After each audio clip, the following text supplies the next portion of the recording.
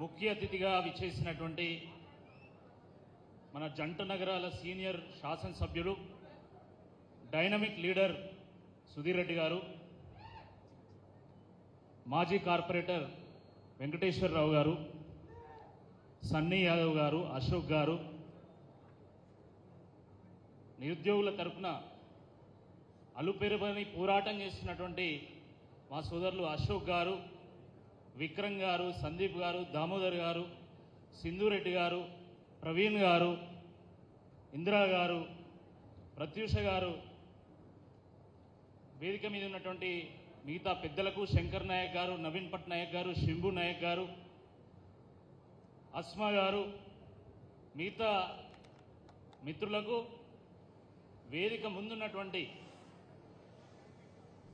విద్యార్థులకు, నిరుద్యోగ మిత్రులకు, తమ్ముళ్లకు, చెల్లెళ్లకు, మీడియా మిత్రులకు అందరికీ పేరు పేరున నమస్కారం. పాపం రోజు వీళ్ళు కోచింగ్ ఇన్స్టిట్యూషన్లో కోచింగ్ తీసుకుంటా ఉంటారు, గంటల తరబడి లెక్చర్లు వింటూ ఉంటారు. ఈరోజు సుధీర్ అన్న సభ పెట్టింది కాబట్టి ఇక్కడికి వచ్చి కొంచెం ఇన్ఫార్మల్గా మనం కొంచెం స్వాంతనగనేలాగా ఈ సభలో పాల్గొందాం అనుకున్నారు. ఉదయం 9:30కు మాకంటే ముందే వచ్చింది మీరు, ఇప్పుడు 1 అవుతున్నది. పాపం అలసిపోయి ఉన్నారు, అంతేనా? అలసిపోయారా లేదా? Very good, very good. జై తెలంగాణ, జై తెలంగాణ.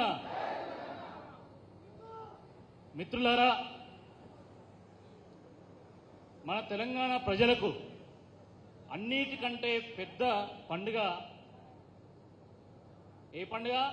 జూన్ 2వ తేదీ తెలంగాణ ఆవిర్భావ దినోత్సవం. ఈ జూన్ 2వ తేదీ మన సద్దుల బతుకమ్మ కంటే, దసరా కంటే పెద్ద పండుగ. ఎందుకంటే కోట్ల మంది కళ నెరవేరినటువంటి రోజు జూన్ 2వ తేదీ. దశాబ్దాల పోరాటం ఫలించినటువంటి రోజు జూన్ 2వ తేదీ. మన అమరవీరుల ఆశయాలు నెరవేరినటువంటి రోజు జూన్ 2వ తేదీ. మన ఆత్మ గౌరవాన్ని చాటినటువంటి రోజు జూన్ 2వ తేదీ. కేసీఆర్ గారి నాయకత్వంలో సబ్బండ వర్గాల సమ్మెతోని, సకల జనుల సమ్మెతోని, 36 పార్టీల సహకారంతో దశాబ్దాలుగా ఉన్నటువంటి బానిస సంఖ్యలు తెంచుకొని స్వరాష్ట్రం సాధించినటువంటి రోజు జూన్ 2వ తేదీ. మరి అటువంటి జూన్ 2వ తేదీన ముఖ్యమంత్రి గారు ప్రజలను ఉద్దేశించి మాట్లాడుతుంటే దానికి ఎంతో ప్రాధాన్యత ఉంటుంది. ఎందుకంటే ఈ రాష్ట్రంలో ఉన్నటువంటి సకల జనులు, ఉద్యోగస్తులు కావచ్చు, రైతులు కావచ్చు, మహిళలు కావచ్చు, విద్యార్థులు కావచ్చు, మా కోసం ఏదైనా ఒక ప్రకటన చేస్తారు కావచ్చు, మాకు స్వాంతన చేకూర్చేటువంటి ఏదైనా ఒక మాట చెప్తారు కావచ్చు అని చెప్పేసి ఎంతో ఆశతోని, ఆసక్తితోని ముఖ్యమంత్రి గారి ప్రసంగం వింటారు. అట్లనే జూన్ 2వ తేదీ రాగానే మన దిల్సుఖ్ నగర్లో, మన అశోక్ నగర్లో, తెలంగాణ రాష్ట్ర వ్యాప్తంగా ఉన్నటువంటి నిరుద్యోగ యువత, ఈ రాష్ట్ర ముఖ్యమంత్రి ఏదైనా మన గురించి ఒక మంచి మాట చెప్తాడు కావచ్చు, నోటిఫికేషన్ల గురించి ప్రస్తావిస్తాడు కావచ్చు అని చెప్పేసి అందరూ కూడా ఆశతో ఎదురు చూసింది. అవునా కాదా? కానీ దురదృష్టకరమైనటువంటి విషయం ఏంటంటే ఏ నోటిఫికేషన్ గురించి ప్రస్తావన లేదు, ఏ ఉద్యోగం గురించి మాటలు లేవు. పైగా ఈ తొక్కలో మీటింగ్ నాకెందుకు, ఈ తెలంగాణ ఏంది అన్నట్టుగా చిరాగ్గా ఆయన అక్కడి నుంచి వెళ్ళిపోయాడు. తెలంగాణ అనేటువంటి పదం వినడానికి కూడా ఆయనకి ఇష్టం ఉండదు. తెలంగాణ అంటే ఆయనకు నచ్చదు. వాస్తవానికి తెలంగాణ ఉద్యమానికి విలనే ఈ రేవంత్ రెడ్డి. కాబట్టి ముఖ్యమంత్రిగా ఆయన ప్రసంగంలో తెలంగాణ చరిత్ర చెప్పాలంటే కేసీఆర్ గారి గురించి చెప్పాలి. విలన్గా ఆయన విలన్ చరిత్ర చెప్పలేడు. కాబట్టి ఆయన తెలంగాణ ఉద్యమం గురించి చెప్పలే. పోనీ మరి ఏమన్నా అభివృద్ధి గురించి చెప్తాడా అంటే ఆయన అభివృద్ధి గురించి మాట్లాడితే కేసీఆర్ గారు ఈ రాష్ట్రంలో 10 ఏళ్ల పాటు ఏ విధంగా ప్రగతిని పరిగెత్తించిందో దాని గురించి మాట్లాడాల్సి వస్తుంది. పోనీ ఆయనేమన్నా ఈ 30 నెలల్లో చేసినటువంటి అభివృద్ధి గురించి ఏమైనా చెప్దామంటే ఈ 30 నెలల్లో ఆయన చేసింది లొట్టపీసు బెల్లంగడ్డ అని చెప్పి ఈ సందర్భంగా మేము మనం చేస్తా ఉన్నాం. చేసింది ఏమి లేదు, చేసింది ఏమి లేదు. పోనీ నిరుద్యోగుల గురించి చెప్తారంటే, నిరుద్యోగుల గురించి చెప్తే ఆయన ఒళ్ళంతా చిండపండు చేస్తారు, ఈపు విమానం మోగిస్తారని చెప్పి ఆయనకు తెలుసు. కాబట్టి అది కూడా ఏమి చెప్పకుండా బాగా ఎండగొడుతుంది. నేను చెప్పాల్సినవన్నీ పేపర్లనే ఉన్నాయి, అవి విలేకరులకు ఇస్తున్నా. విలేకరులారా, మీరు మాత్రం ఫ్రంట్ పేజీలో మంచి హెడ్లైన్ రాయండి రేవంత్ రెడ్డి అని చెప్పిపోయాడు.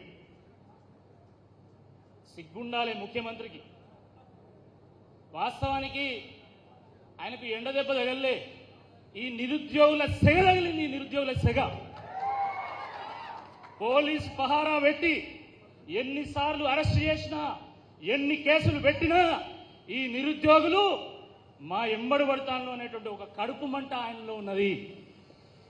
జియో 46 అభ్యర్థులను హైకోర్టులో ఓడించిన, కోట్ల రూపాయలు ఖర్చు పెట్టి లాయర్లను తీసుకొచ్చినా వీళ్ళు మళ్ళీ కేటీఆర్ గారిని పట్టుకొని, రాకేష్ రెడ్డిని పట్టుకొని సుప్రీంకోర్టు ఎట్లా పోతారు అని చెప్పి కడుపు మంట ఉన్నది ఆయనకి. మా స్పోర్ట్స్ కోటాలో దగాబట్టినటువంటి తమ్ముళ్ళు మండి పడుతున్నారనేటువంటి కడుపు మంట ఉన్నది. అది ఆయనకు తగిలినటువంటి ఒక దెబ్బ. ఈ నిరుద్యోగులను ఒక్కసారి చూడండి, మీడియా మిత్రులు ఒకసారి చూపెట్టండి. మీరు మమ్మల్నే కాదు, ఈ నిరుద్యోగులను ఒకసారి చూడండి. పాపం వాళ్ళ కళ్ళల్లో ఆశలున్నాయి, వాళ్ళ గుండెల్లో దేశభక్తి ఉంది, వాళ్ళ చేతుల్లో పరిపాలన దక్షత ఉన్నది, శాంతి భద్రతను కాపాడేటువంటి సత్తా ఉన్నది. కానీ దురదృష్టకరమైనటువంటి విషయం ఏంటంటే ఈ రాష్ట్రంలో ఉన్నటువంటి నిరుద్యోగ యువత ఈరోజు రోడ్డెక్కి రోధించేటువంటి పరిస్థితి నిర్మాణమైంది. దీనికి ఎవరు కారణం అని చెప్పి ఈ సందర్భంగా మేము బీఆర్ఎస్ పార్టీ నుండి ప్రశ్నిస్తా ఉన్నాం. ఆ రోజు ఎన్నికల సందర్భంగా మీరేం చెప్పిండ్రు? ఆ రోజు ఊళ్ళల్లో చిట్టుపాట పాడినట్టు, అంగట్ల అర్రాసు పాట పాడినట్టు, హామీల పాట పాడి మీరు అధికారులకు రావడం జరిగింది. మీరు అధికారులకు వచ్చి 2.5 ఏళ్లు కావస్తా ఉన్నది. ఈ 2.5 ఏళ్ళు ఒకసారి తిరిగి చూస్తే వారు ఇచ్చినటువంటి హామీలు, జాబ్ క్యాలెండరు కాకెత్తుకపోయింది. ఏడాదికి 2 లక్షల ఉద్యోగాలు, అవి ఏ ఏడాదో ఇప్పటి వరకు చెప్తలేరు. మెగా డిఎస్సి అన్నారు, మెగాస్టార్ సినిమాలు వస్తున్నాయి కానీ మెగా డిఎస్సి అయితే వస్తలేదు. నిరుద్యోగ భృతి అన్నారు, నీరు కార్చిళ్ళు. జియో 46 రద్దు అన్నారు. పాపం ఈ జియో పేరు మీద కొంతమంది ఎమ్మెల్సీ లైన్లు, కొంతమంది ఎమ్మెల్యే లైన్లు అయితే కానీ తల్లి పాలు దాగి రొమ్ము గుద్దిన విధంగా వీళ్ళు ఎమ్మెల్యేలై, ఎమ్మెల్సీలై అదే ప్రభుత్వంతో కోట్ల రూపాయలు ఖర్చు పెట్టించి ఇదే జియో 46 అభ్యర్థులను హైకోర్టులో ఓడించారు. ఇప్పుడు సుప్రీంకోర్టులో కూడా ఓడించడానికి ప్రయత్నం చేస్తా ఉన్నారు. ఎస్సీ, ఎస్టీ, బీసీ బ్యాక్లాగ్ పోస్టుల భర్తీ అన్నారు. పోస్టుల భర్తీ ఏమో కానీ హైదరాబాద్ చుట్టూ ఉన్నటువంటి గుడిసెలను, ఎస్సీ, ఎస్టీ, బీసీల ఇండ్లను హైడ్రా పేరు మీద కూల్చి వాళ్ళ కన్నీళ్లకు కారణమవుతా ఉన్నారు. ప్రైవేటు కంపెనీల్లో 75% రిజర్వేషన్లు అన్నారు. కానీ తీరా చూస్తే ఈరోజు ప్రైవేటు కంపెనీలు అన్నీ కూడా పక్క రాష్ట్రాలకు తరలిపోతా ఉన్నాయి. ఇక చివరకు నిన్న టీజీపీఎస్సీ చైర్మన్ బుర్రా వెంకటేశం గారు 2.5 ఏళ్ల తర్వాత 200 ఉద్యోగాలకు నోటిఫికేషన్ ఇచ్చి ఆయన వెళ్ళిపోయాడు. ఈ నిరుద్యోగులను బిచ్చగాళ్ళు అనుకుంటున్నారా? ఈ తెలంగాణ రాష్ట్రంలో ఉన్నటువంటి యువకులు బిచ్చగాళ్ళు అనుకుంటున్నారా? మీ దయా దాక్షిణ్యం మీద బతకాలనా? ఇంత ఘోరమా? ఆ రోజు కేసీఆర్ గారి నేతృత్వంలో 10 ఏళ్లలో 2 లక్షల ఉద్యోగాలకు గాను నోటిఫికేషన్లు ఇచ్చినటువంటి విషయం వాస్తవం కాదా అని చెప్పి సందర్భంగా నేను అడుగుతా ఉన్నా. ఒక్క పోలీస్ శాఖలోనే 45,000 ఉద్యోగాలకు గాను నోటిఫికేషన్లు వేసి భర్తీ చేయడం జరిగింది. 2016లో నోటిఫికేషన్ ఇచ్చిండ్రు, 2018లో నోటిఫికేషన్ ఇచ్చిండ్రు, 2022లో కూడా నోటిఫికేషన్ ఇచ్చింది. ఒక విద్యుత్ డిపార్ట్మెంట్లోనే 30,000 పోస్టులను భర్తీ చేయడం జరిగింది. ఒక గ్రూప్ 3లో 8,000 పోస్టులను భర్తీ చేయడం జరిగింది. గురుకులాల్లో 6,500 పోస్టులను భర్తీ చేయడం జరిగింది. ఏడబ్ల్యూలను 1,500 పోస్టులు భర్తీ చేయడం జరిగింది. ఏఈలు 800 మందిని నియామకం చేయడం జరిగింది. ఈ రకంగా చెప్పుకుంటూ పోతే లిస్టు శాంతానంత ఉన్నది. కానీ ఈరోజు మీరు 200 పోస్టులు ప్రకటించి ఏదో ఈ రాష్ట్ర నిరుద్యోగులందరినీ మీరు ఏదో ఉద్ధరించినట్టు కేవలం 0.1% మాత్రమే ఉద్యోగాలు వస్తాయని చెప్తారు. మనకు తెలియదా? ఈ విద్యార్థులకు తెలియదా ఏ స్థాయిలో వాళ్ళు పోటీ పడుతున్నారో తెలియదా? 0.1%లో నుంచి నువ్వు కూడా వచ్చినావు. అట్లనే ఈ నిరుద్యోగుల నుంచి ఎవరో ఒకరు ఆ 0.1 నుంచి మళ్ళా ఆ స్థానానికి వెళ్తారని చెప్పి ఈ సందర్భంగా గుర్తు చేస్తా ఉన్నాం. ఆ రోజు ఈ నిరుద్యోగులని ఇక్కడ ఉన్నటువంటి ఈ వేదిక మీద ఉన్నటువంటి మిత్రులను కాంగ్రెస్ పార్టీ కార్యకర్తల్లాగా వాడుకొని బస్సు యాత్రలు చేయిస్తే ఈ మిత్రులు ఆ రోజు షేన్లు శెలకల కాడ వేళ్ళు అవ్వా తాతల కాళ్ళు పట్టుకున్నారు. రచ్చబండ కాడ పెద్ద మనుషులను ఒప్పించిళ్ళు, మెప్పించిళ్ళు. కోటి ఆశలతోని, కోట్ల మందితోని కాంగ్రెస్ పార్టీకి ఓట్లు వేయించిండు. ఇది వాస్తవమా కాదా అని నేను అడుగుతా ఉన్నా. కానీ మీరు చేసింది ఏంది? ఎన్నికల సామాగ్రిలాగా ఈ నిరుద్యోగులను వాడుకొని వదిలేసిండు. మేము ఎమ్మెల్యేలుగా, ఎమ్మెల్సీగా పోటీ చేసినటువంటి వాళ్ళము ఎన్నికల సందర్భంగా రథాలను వాడతాం. ఎన్నిక అయిపోయిన తెల్లారే ఆ రథాన్ని షెడ్డుకు పంపిస్తాం. అట్లనే పాపం మీ అందరిని కూడా ఎన్నికల్లో వాడుకొని వదిలేసింది. వాస్తవానికి కాంగ్రెస్ ప్రభుత్వం వచ్చింది కదా, మా దిశ తిరుగుతుంది అనేటువంటి ఒక ఆశతోని మీరందరూ కూడా దిల్సుఖ్ నగర్కి వచ్చింది. కోటి ఆశలతోని, ఆశయాలతోని అశోక్ నగర్కి వచ్చిండ్రు. కానీ ఈరోజు జరిగింది ఏంది? దిల్సుఖ్ నగర్ కాస్త దిక్కులేని వాళ్ళ నగరం అయిపోయింది. అశోక్ నగర్ కాస్త శోక సముద్రం అయిపోయింది, శోక నగరం అయిపోయిందని చెప్పి ఈ సందర్భంగా నేను ఈ ప్రభుత్వాన్ని గుర్తు చేస్తా ఉన్నా. ఇంత ఘోరమా? పాపము వాళ్ళ తల్లిదండ్రులు రెక్కలు డొక్కలు వాళ్ళు నానా ఇబ్బందులు పడుతున్నా కూలీనాలు వేసి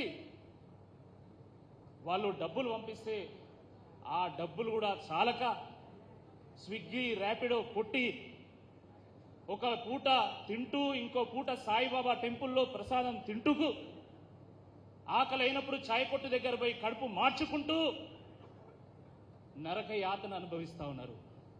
అటు తల్లిదండ్రులను ఫేస్ చేయలేక, ఇటు సమాజానికి సమాధానం చెప్పలేక, వయస్సు పెరిగిపోతూ, జేబులు ఖాళీ అవుతూ, అప్పులు పెరిగిపోతూ, బుట్టలు పెరిగిపోతూ, బట్టతల వస్తూ, పెళ్లిళ్ళు కాక ఈరోజు నిరుద్యోగ మిత్రులు నిజంగా తీవ్రమైనటువంటి ఇబ్బందులు పడతా ఉన్నారు.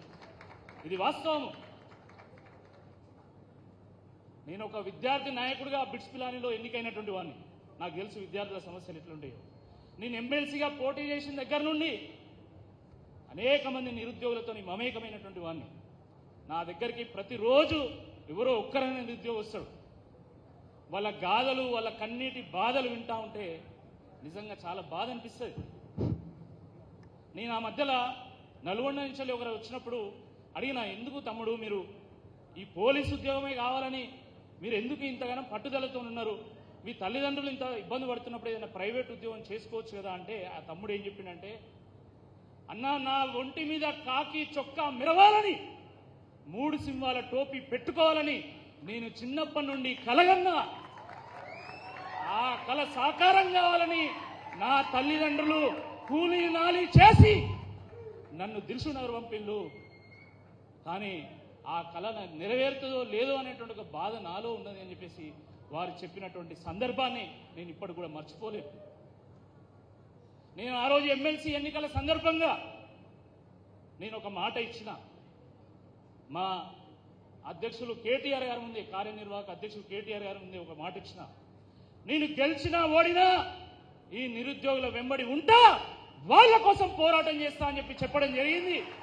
ఎన్నికల్లో ఓడిపోయినా నేను బాధపడలేదు. మా రామన్న చెప్పిండు, ఓటమితోని గెలుపుతోని మనకు సంబంధం లేదు. బీఆర్ఎస్ పార్టీగా తెలంగాణకు రక్షణ కవచంగా మనం నిలవాలి. కాబట్టి జియో 46 విషయంలో ఎంత దూరమైనా పోరాడతాం, ఎంత దూరమైనా వెళ్తామని చెప్పేసి ఆ నిరుద్యోగులకు చెప్పు అని ఆ రోజు హైకోర్టులో కేసు ఓడిపోయినప్పుడు మోకాళ్ళ మీద నిలబడి ఇక్కడ ఉన్నటువంటి మిత్రులు ఏడుస్తా ఉంటే కేటీఆర్ గారు మాట్లాడి, మేమున్నాం నీకు తోడుగా, మా రాకేష్ ఉంటాడు మీకు తోడుగా. వెళ్ళండి, సుప్రీంకోర్టు మెట్లు తట్టండి, తలుపు తట్టండి, ఖచ్చితంగా పోరాటం చేస్తామంటే ఆ రోజు నుండి ఈ రోజు వరకు జియో 46 అభ్యర్థులకు అండదండగా నిలిచినటువంటి పార్టీ బీఆర్ఎస్ పార్టీ అని చెప్పి ఈ సందర్భంగా నేను మనవి చేస్తా ఉన్నాను. కేవలం ఇదే కాదు, ఆ మధ్యలో జలవిహార్లో 7-8 వేల మందితోని ఆ రోజు నిరుద్యోగ బాకీ కార్డు ప్రోగ్రాం పెడితే కూడా వేల మంది వచ్చిండు. హరీష్ అన్న చెప్పుకున్నారు వాళ్ళ బాధ. హరీష్ అన్న చెప్పిండు 100కు 100% ఈ తెలంగాణ బిడ్డలను కాపాడుకునేటువంటి బాధ్యత మాది అని చెప్పి సందర్భంగా చెప్పడం జరిగింది. ఒకవైపు బీఆర్ఎస్ ఏమో ఈ రకంగా మీకు మద్దతుగా నిలుస్తూ ఉంటే ఈరోజు సుధీర్ రెడ్డి గారికి ఏం అవసరం అండి? ఇక్కడ ఉన్నటువంటి ఓటర్స్ అంతా వీళ్ళు నల్గొండ ఓటర్లు, ఖమ్మం ఓటర్లు, కరీంనగర్ ఓటర్లు, వరంగల్ ఓటర్లు ఎందుకు పెట్టిండు? That is our parties commitment towards students and unemployed youth. మిత్రులారా, ఒకవైపు మా ఎమ్మెల్యేలు ఈ రకంగా పోరాటం చేస్తూ ఉంటే, మా పార్టీ ఈ రకంగా పోరాటం చేస్తూ ఉంటే, ఇంకోవైపు నిన్న ఆ టీఎస్పీఎస్సీ చైర్మన్ బుర్రా వెంకటేశన్ గారు, ఆయన బుర్ర ఉన్నదో లేదో నాకైతే అర్థం కాదు. ఎంత ఘోరం అంటే 3800 పోస్టులకు గాను ఏంటది ఆర్థిక శాఖ అప్రూవల్ ఇచ్చింది అంటాడు. ఇక్కడ ఉన్నది ఎస్ఐ కానిస్టేబుల్ ఖాళీలు 19,000, డిఎస్సి 25,000, గ్రూప్ 1 500, గ్రూప్ 2 2,000, గ్రూప్ 3 3,000. ఇన్ని ఖాళీలు ఉంటే మీ ఆర్థిక శాఖ 3,800 మందికే ఎందుకు అనుమతి ఇచ్చింది అంటే, పాపం కాంట్రాక్టులు ఇస్తేనేమో వాళ్ళకి 30% కమిషన్ వస్తుంది. నోటిఫికేషన్లకు ఆర్థిక శాఖ అనుమతిస్తే కమిషన్లు రావు కావచ్చు. అందుకనే వాళ్ళు ఆర్థిక శాఖ అనుమతి ఇస్తలేదని చెప్పేసి ఆయన డైరెక్ట్గానో ఇండైరెక్ట్గానో చెప్పిండు. అంటే కమిషన్లు లేనిది కాంగ్రెస్ పార్టీ ఏం చేయదు. కాంగ్రెస్ అంటేనే కరప్షను, కాంగ్రెస్ అంటేనే కమిషన్లు. మరి అటువంటి కాంగ్రెస్ పార్టీకి నిజంగా కమిషన్లే కావాలంటే ఈ దిల్సుఖ్నగర్లో, అశోక్ నగర్లో 2 చోట్ల కలిపి 5-6 లక్షల మంది నిరుద్యోగులు ఉంటారా? ఒకరోజు భిక్షాటన కార్యక్రమాన్ని పెట్టండి, మీరు భిక్షాటన కార్యక్రమాన్ని పెట్టండి. బిచ్చమెత్తైనా సరే సుధీరంగా నేను కూడా వస్తాం, బిచ్చమెత్తైనా సరే మీ కమిషన్ ఇస్తాం 30%. ఇవ్వండి నోటిఫికేషన్. ఎందుకు ఇవ్వాలి నోటిఫికేషన్ అని అడుగుతున్నాం. ఈ నిరుద్యోగులు ఒక పూట తింటూ ఒక పూట పస్తులుంటూ నానా ఇబ్బందులు పడతా ఉంటే ఈరోజు ఉప ముఖ్యమంత్రి ఆయన తాగే లీటర్ బాటిల్ ఎంతనో తెలుసా? వాటర్ బాటిల్ ఎంతో తెలుసా? అక్షరాల 3,500 రూపాయలు. బట్టి విక్రమార్క గారు తాగేటువంటి liter water bottle. Revanth Reddy గారు వేసుకునేటువంటి టీషర్టు, ఆయన చెప్పులు, ఆయన బూట్లు, ఆయన దాని విలువ ఎంతో తెలుసా? చెప్పవశం కాదు. బట్టి విక్రమార్క గారు వాడేటువంటి 1 లీటర్ వాటర్ బాటిల్తోని ఈ నిరుద్యోగుల ఒక నెల రోజుల హాస్టల్ ఫీజు వెళ్తుంది. రేవంత్ రెడ్డి గారు వేసుకునేటువంటి టీషర్ట్తోని మరి ఇక్కడ ఉన్నటువంటి ఒక్క నిరుద్యోగి సంవత్సరం అంతా కూడా కోచింగ్ పోవచ్చు. ఒకవైపు ఈ రాష్ట్రంలో ఉన్నటువంటి బీద, బడుగు, బలహీన వర్గాల, గిరిజన, ఆదివాసీ బిడ్డలు, దళిత బిడ్డలు జాబ్ కావాలని చెప్పి ఇక్కడ అలమటిస్తూ ఉంటే మీరు ప్రజలకు సొమ్ముతోని ఈ రకంగా జల్సాలు చేస్తారా? చాలా దుర్మార్గం ఇది, చాలా దురదృష్టకరం. పైగా ఏమంటారు మళ్ళా, మీరంతా ఎవరో తెలుసా? రేవంత్ రెడ్డి ఏం చెప్పింది తెలుసా? వీళ్ళంతా అడ్డ మీది కూలీలు, బిర్యానీకి వచ్చి అది అరిగేదానికే ఎగిరిపోతారని అన్నాడా లేదా? అని అవమానించిండా లేదా? కానీ గుర్తుపెట్టుకోవాలి, కూలీలు ఉంటేనే మేస్త్రి ఉంటాడు, కూలీలతోనే మేస్త్రి పదవి వస్తుంది. ఈ కూలీలతోనే నువ్వు మేస్త్రి అయినావు, నీకు పదవి వచ్చింది, నీకు పైసలు వచ్చినాయి, నువ్వు దోచుకుంటున్నావు.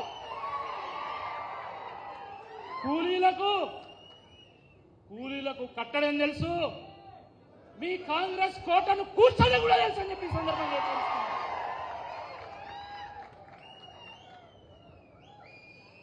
మీ జూబ్లీ హిల్స్ ప్యాలెస్ ను పీకి పందిరేయడం కూడా తెలుసు అని చెప్పి ఈ సందర్భంగా హెచ్చరిస్తున్నాం.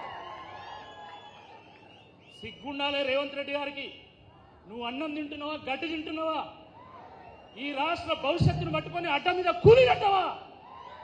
ఈ నిరుద్యోగులు కన్నెర చేస్తే మీ కాంగ్రెస్ పార్టీ మళ్ళా 25 ఏళ్ళు కనబడకుండా పోతుందని చెప్పి హెచ్చరిస్తా ఉన్నాం. ఏం తమాషా చేస్తున్నావా నువ్వు? ఈ తెలంగాణ బిడ్డలను అవమానిస్తావా? ఈ బిడ్డలు పోరాటం చేస్తేనే తెలంగాణ జెండా ఎగిరిందనేటువంటి వాస్తవాన్ని మర్చిపోయినావా అని చెప్పి ఈ సందర్భంగా రేవంత్ రెడ్డి గారిని ప్రశ్నిస్తా ఉన్నాం. ఇదంతా జరుగుతూ ఉంటే ఆ పైనున్న రాహుల్ గాంధీ పాపం ఆయనకు అన్ని రాష్ట్రాల్లో నిరుద్యోగ సమస్య కనబడుతుంది, మన తెలంగాణ కనబడదు. బంద్ చేయాలని మరి మాట్లాడదాం. ఒకటే 2 minutesలో ముగిస్తా.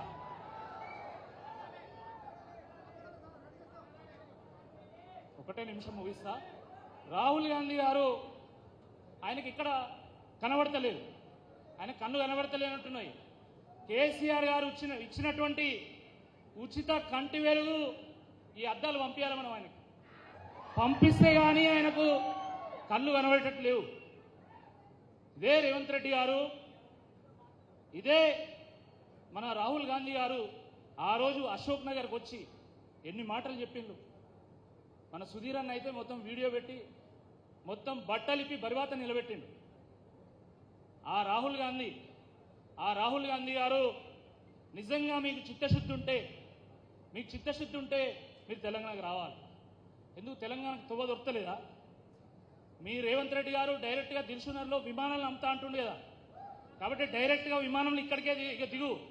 ఈ నుంచి మంది మార్బలంతో భద్రతా సిబ్బందితోని అశోక్ నగర్ దాకా గాడిద మీద ఎక్కించి ఊరేగించి సన్మానం చేస్తామని చెప్పి ఈ సందర్భంగా హెచ్చరిస్తా ఉన్నాం. మిత్రులారా, పోలీస్ రిక్రూట్మెంట్ కావాలన్నా 5,000 కాదు 19,000 పోలీస్ రిక్రూట్మెంట్ కావాలన్నా, నోటిఫికేషన్ రావాలన్నా ఏజ్ లిమిట్ కేసీఆర్ గారు 32 ఏళ్లకు పెంచితే దాని తర్వాత వీళ్ళు వచ్చి మళ్ళీ 34 ఏళ్ళకు పెంచి ఇటీవల 32 ఏళ్లకు తగ్గించింది. కాబట్టి దాన్ని మళ్ళీ 36 ఏళ్లకు పెంచాలన్నా, ఎస్ఐ పోస్టులకు 38 ఏళ్లకు పెంచాలన్నా ఖచ్చితంగా కాంగ్రెస్కు బుద్ధి చెప్పాల్సినటువంటి అవసరం ఉంది. మీరు పోరాటం చేయండి. ఫారెస్ట్ బీట్ ఆఫీసర్ కూడా 34 పెంచాలని చెప్తుండు. మీరందరూ పోరాటం చేయండి. సుధీర్ అన్న కావచ్చు, మేమందరం కూడా మీ వెంట నడుస్తాం, మీకు వెన్నంటి ఉంటామని చెప్పి ఈ సందర్భంగా నేను మనం చేస్తా ఉన్నాను. ఏ రకంగానైతే సర్దార్ పటేల్ ఆపరేషన్ పోలోను పెట్టి తెలంగాణను కాపాడిండో ఆ రకంగానే కేటీఆర్ గారు, హరీష్ రావు గారు ఆపరేషన్ అన్ఎంప్లాయ్మెంట్ ను పెట్టి మీ అందరిని కూడా కాపాడుకుంటామని చెప్పి ఈ సందర్భంగా మనవి చేస్తూ ఈ అవకాశం ఇచ్చిన మీ అందరూ కూడా పేరు పేరున ధన్యవాదాలు. జై హింద్, జై తెలంగాణ, జై తెలంగాణ.